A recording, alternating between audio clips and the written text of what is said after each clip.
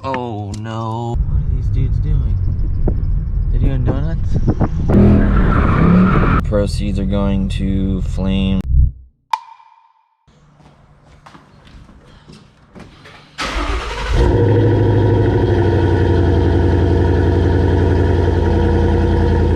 Now that I've got your attention, today we're installing a Steeda clutch spring in the Mustang GT, but let me tell you about how I got this real quick. Apparently, my buddy Jeremy, with an even cooler Mustang, got me something.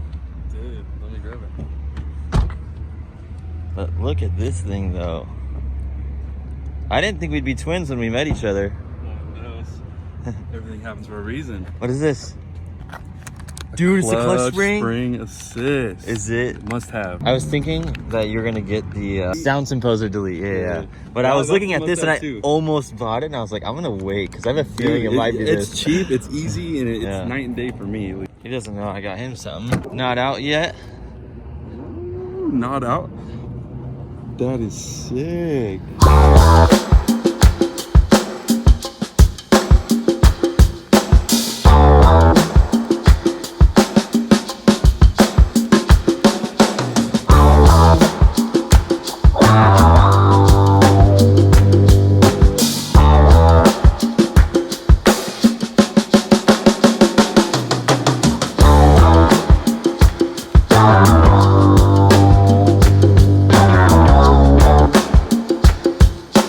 Jeremy, thanks again. I appreciate it. It means more than you know. Thank you for blessing me and my eyeballs with your Mustang, let alone the spring. Now, this is a 35-pound spring. The stock one is 185 pounds. So what this is gonna do is actually stiffen up the clutch pedal from everything I'm reading, from everything I've heard, and give us more of an accurate feeling clutch, because the spring on this car is there to kick back the clutch pedal so that you don't have any dead spots. And it's such a heavy spring that you almost can't feel the clutch engagement point as well, and it does make the car like jolt really hard when you shift, and I am having a hard time kind of getting comfortable with it and being able to work that engagement point and knowing when to press in, when to let off, under power, under load. It's just an interesting time getting used to it.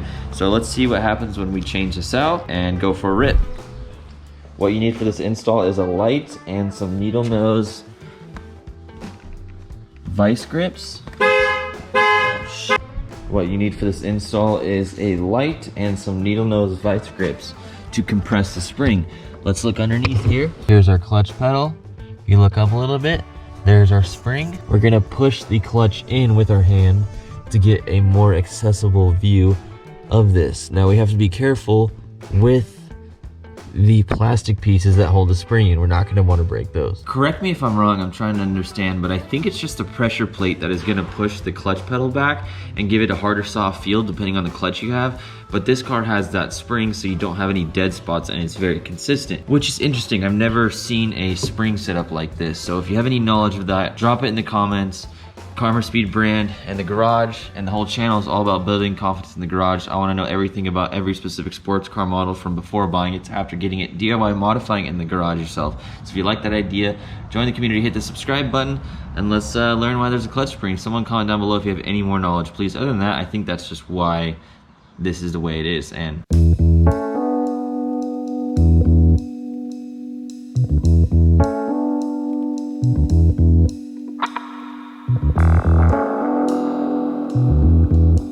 I don't think it's a bad idea, but this spring is obviously way too heavy, and I just have not enjoyed the clutch in this car as far as the feel. The firmness is great, but the feel and everything is just hard to get used to. It's a weird learning curve. Every single person that's ridden in the car is like, why does it like jolt so bad under load? I'm like, I just can't get this clutch to like engage just right. It's weird. There is a pair of needle nose vice grips. Shout out to my neighbor Dan if you're watching this, because you saved the day, because I don't have a pair of these.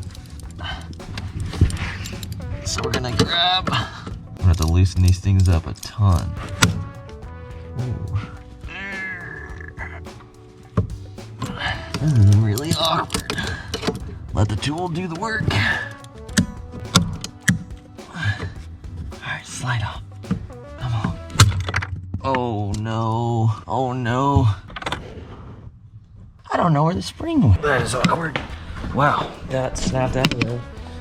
Way crazier than I thought. I wonder if it broke this.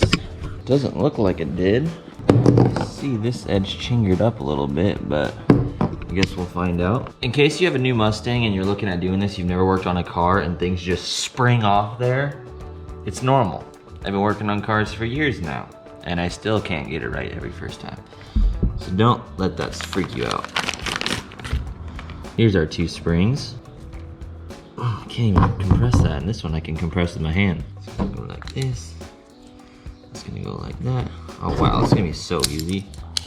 I might be able to get it in there by hand. Let's put this thing back in place.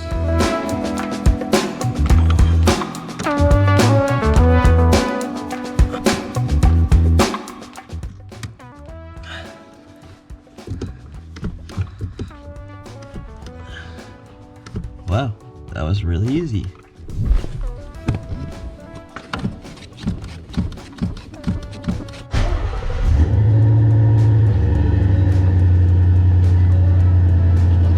Let her warm up, and we'll go for a rip. You put exhaust on? What? You put exhaust on? It's got a Flowmaster. Oh, is that what it came with? Yeah. Sounds way louder. I guess it's echoing. The cold start is brutal.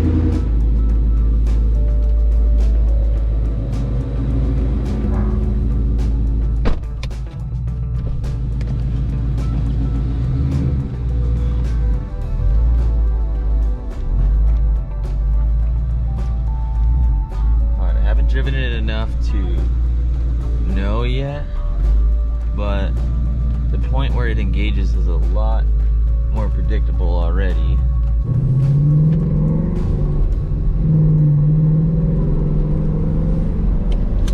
Quick commercial break while we're cruising around. You guys might have already seen this shirt from the last video. On this Friday the 17th, coming very soon at noon, karmaspeed.com, first official merch drop. Put a lot of time, money, and effort into this. I want you guys to see all of it. So I'm showing you something new every day leading up to the drop. So we got these shirts going on, and you saw for the Subarus, and then we have jet tags, 3 colors. We've got this silver one here on the Mustang key that says Karma Speed, and then we have the new logo on the back. Make sure you guys collect all of these for years to come. It's gonna be super fun.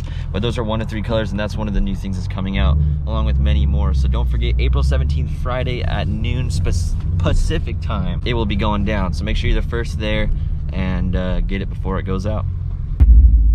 The pedal does have a little bit of a minor dead spot in the beginning now, but it doesn't really bother me because most cars I have a little bit of play. I'm talking like this much play. Whoa.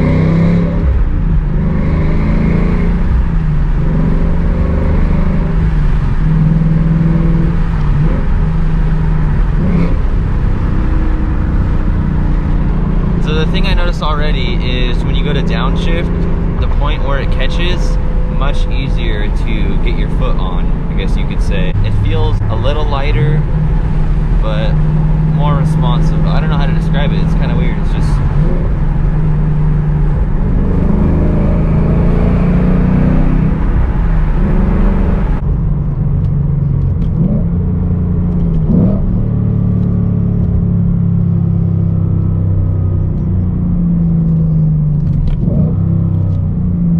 that second gear was really hard to hit before. In my opinion, it was hard to get used to. I could hit it right on the downshift, but it wasn't just smooth. Right there, it was already smooth. That was nice.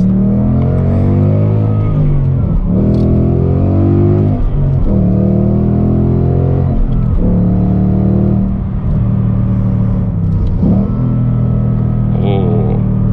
I know a spot to do a donut. What are these dudes doing? They're doing donuts? Oh yeah.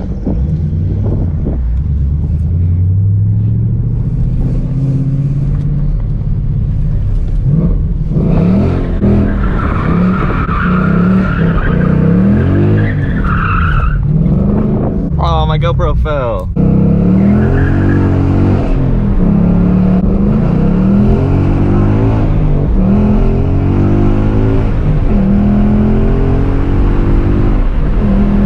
Just picked up the camera after driving around town a little bit off camera. The 1st through 4th gear around town, so much easier to be smooth. My passengers will definitely be more appreciative of their neck when shifting. I I definitely can shift almost smooth enough to where it probably will not create any sort of jolt. So if you guys want a little smoother ride, this is definitely a power move.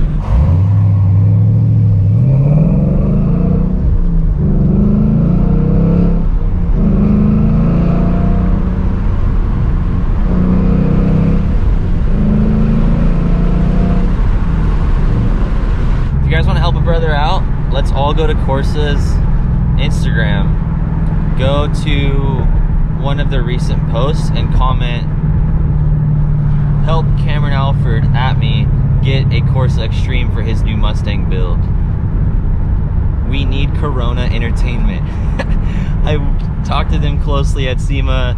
I don't know what's going on, but I definitely still want to work with them and get one of those exhausts. So maybe we can get it in our hands, because I don't know if they just don't have staff, if they're not shipping, I don't know what's going on, but maybe we can do something about it. If you guys like building comments in the garage, hit the button below to subscribe. I'll catch you guys on the video or playlist on the screen. I love. Proceeds are going to flames, loud exhausts, more cars, learning about more stuff, higher quality cameras. Pretty much the more shirts we sell, you guys call the shots. Let's do it. Let's do it all. I love you like la la la la la la la la.